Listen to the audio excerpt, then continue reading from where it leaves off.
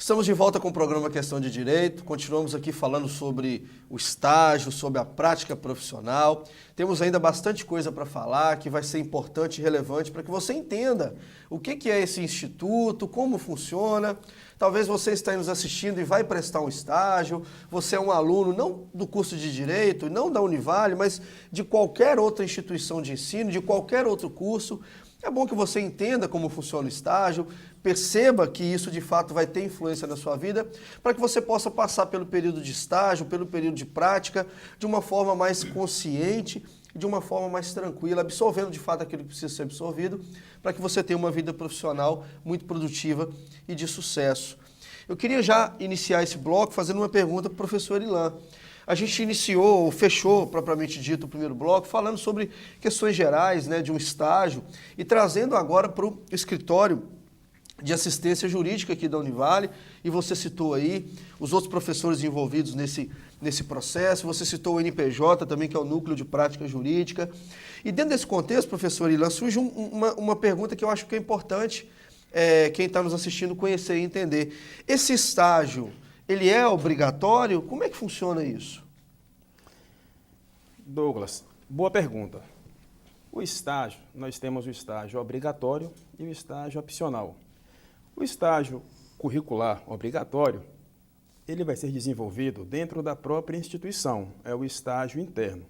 Em relação ao nosso curso de Direito, esse estágio, ele é desenvolvido, essas atividades práticas, dentro do próprio núcleo, do NPJ, onde o estagiário, a partir do 7º período da graduação, ele se compromete em desenvolver suas atividades em 300 horas durante esses 4 períodos, o 7º, 8º, 9º e o 10º. Ele tem que dar conta semestralmente dessa carga horária, das atividades que lhe serão impostas. Então, esse não tem como ele se esquivar. De fato, ele é obrigatório e o aluno ele deve cumprir, porque ao final ele vai ser avaliado, né? Não em critérios de nota, mas em critérios de conceito. Ele vai ser aprovado ou reprovado, como se fosse uma matéria qualquer, de forma que ele se submete, em caso de reprovação, à matrícula em dependência, como uma matéria qualquer. Daí a importância, né, sem a qual ele não alcança a formação, né, a conclusão do curso. Agora, se porventura ele estiver disposto, ele quiser fazer um outro tipo de estágio, existe o estágio não obrigatório, que ele pode prestar na iniciativa privada, na iniciativa pública, nas repartições públicas, ele pode prestar em escritórios de advocacia, né, fora o curso de Direito, por intermédio de qualquer profissional liberal, desde que devidamente cadastrado no órgão de classe, né, de instituição também superior, ele pode fazer sim o seu estágio não obrigatório, ele pode aproveitar. Da mesma forma também, é importante deixar claro, porque talvez o estudante, o aluno, ele já tenha o seu trabalho, ele não tenha disponibilidade para fazer o estágio no NPJ, também não tem disponibilidade para fazer o estágio voluntário no EAJ, ele pode aproveitar as suas atividades profissionais para convalidar esse estágio. Então, é uma das formas que ele tem de se eximir deste estágio, é através da convalidação de suas atividades profissionais, desde devidamente comprovada, através da declaração, onde vai estar inserido ali as atividades que ele desenvolve. Então, esse pedido será submetido ao colegiado do curso, que vai fazer a análise, vai ver se realmente é caso de se tornar compatível com as atividades fornecidas pelo NPJ, se está de acordo com o projeto pedagógico do curso, e em caso positivo, ele poderá convalidar. Muito bem. Seguindo essa mesma linha de pensamento, já eu quero ouvir o ponto de vista do Rubens, nós temos a lei do estágio, né? O estágio que é a lei 11.788 de 2008. E essa lei do estágio, ela regulamenta todo o estágio no território nacional de todas as instituições, todos os cursos. É uma lei a ser seguida, a ser cumprida. Existe aí, às vezes, um dito popular, brincadeirinhas de pessoas, dizendo que o estagiário, ele é para servir cafezinho, ele é meio que fosse um office boy, ele é para pagar conta do banco, no campo do direito ele é para devolver, para pegar processo somente, ou seja, não cumpre o papel de fato que o aluno precisa para ter de fato a prática processual ou a prática do seu dia a dia, seja de qualquer curso que seja. Qual que é o critério que a lei dispõe, professor Ilan, para aceitar um estágio como válido? Qualquer um pode prestar, isso não tem controle? Como é que funciona isso? Dentro agora do sentido do direito, como instituto jurídico, como uma lei. Bom, boa pergunta, Douglas. Até mesmo para se evitar aquela frase, né? O estagiário, o escraviário. Né? Então, para evitar que o estagiário seja colocado nessas situações vexatórias, a lei traz alguns requisitos de validade do estágio, justamente para evitar essas arestas, essas incongruências. Então, para que um estágio seja totalmente válido, devidamente perfeito, a lei exige 3 requisitos, basicamente. Primeiro, podemos começar com as obrigações do estagiário.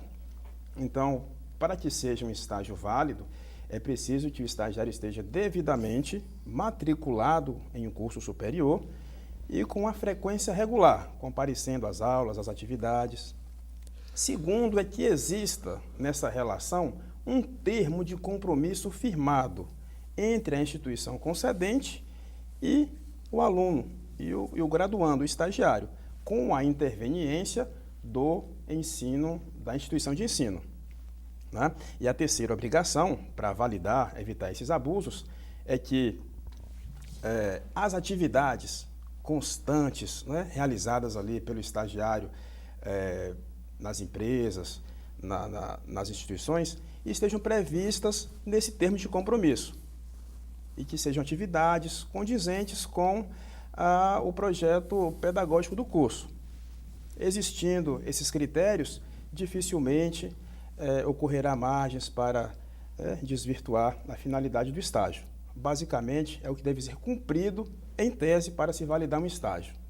É importante fazer esse esclarecimento, porque se eu estou contratando um estagiário de direito, é para ele atuar no campo do direito, da área da saúde, para atuar na área da saúde, e assim sucessivamente. Agora, o ponto de vista do aluno, Rubens. De fato, você tem percebido que o estágio que você faz, ele vai contribuir para o seu crescimento profissional, para o seu crescimento, inclusive, enquanto pessoa, porque você lida com pessoas também, né? Desmistificando essa questão do escraviário, não é assim não, né? Como é que funciona isso no seu dia a dia? Olha, com certeza, esse mito, né, que as pessoas falam que o estagiário ele está ali em um escritório para servir cafezinho, para ir ao banco pagar uma conta e fazer outras atividades que não tem nada a ver com o estágio proposto. Ali onde eu estou estagiando, que é no EAJ, nada disso acontece. Até porque nós mesmos, estagiários, a gente aqui toma conta de todo o processo, como eu já disse, a gente atende os clientes pessoalmente, a gente pega os contatos dos clientes, a gente tem que ligar para os clientes, a gente tem que fazer as pesquisas, como eu falei também anteriormente, no Tribunal de Justiça, e a gente tem que dar aquele retorno para o cliente todas as semanas. E os profissionais que estão ali com a gente, que são os nossos professores do curso, eles estão ali nos assistindo, estão nos dando toda assistência para a gente. Então, vamos dizer assim, todo dever de casa é feito por nós. Então, eles estão ali somente orientando para qualquer coisa, sanar alguma dúvida,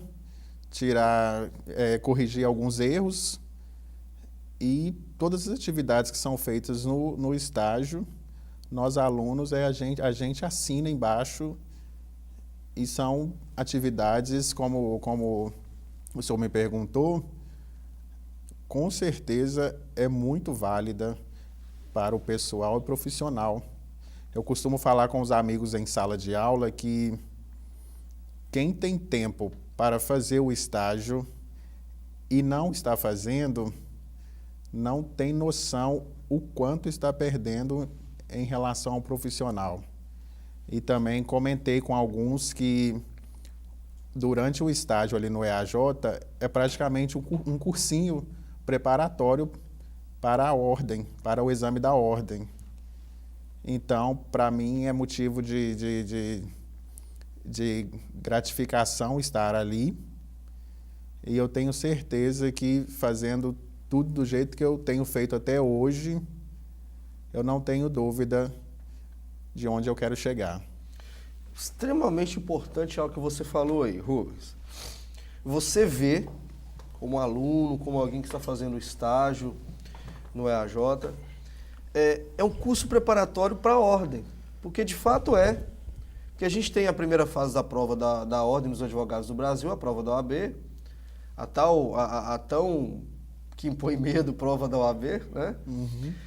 A primeira fase ela é uma fase com todos os questionamentos, né? Uma prova objetiva e tal. E a segunda fase ela é uma prova de prática. Então, se você já tem a prática na instituição, fica muito mais leve, fica muito mais fácil para você desenvolver essa segunda fase. Realmente é extremamente importante essa visão que você tem.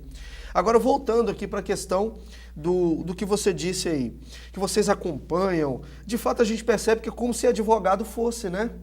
Como é que é o primeiro atendimento? Como é que é o primeiro contato com o cliente?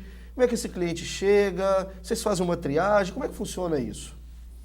Então, o primeiro contato, na verdade, é do cliente com o escritório, porque todas as segundas-feiras a gente disponibiliza esse dia, como o professor Erilan disse, para o cliente ligar lá para o escritório e marcar o dia que ele tem disponibilidade para estar lá. Então, eu atendo na sexta-feira. O primeiro contato com o cliente, a gente pega um formulário, pega todos os dados do cliente, pergunta para ele qual é o tipo de ação que ele está querendo propor, faz um pequeno relatório dos fatos e depois a gente junta todos os documentos necessários para a gente propor a ação para ele. E o EAJ ele é extensivo a todo cliente, né?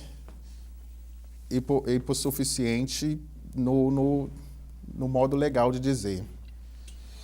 E a gente, através de um formulário socioeconômico, a gente analisa a situação de cada cliente e, através desse formulário, é que a gente vai saber se o cliente pode ou não ser assistido lá no estágio, no escritório EAJ. Muito bem.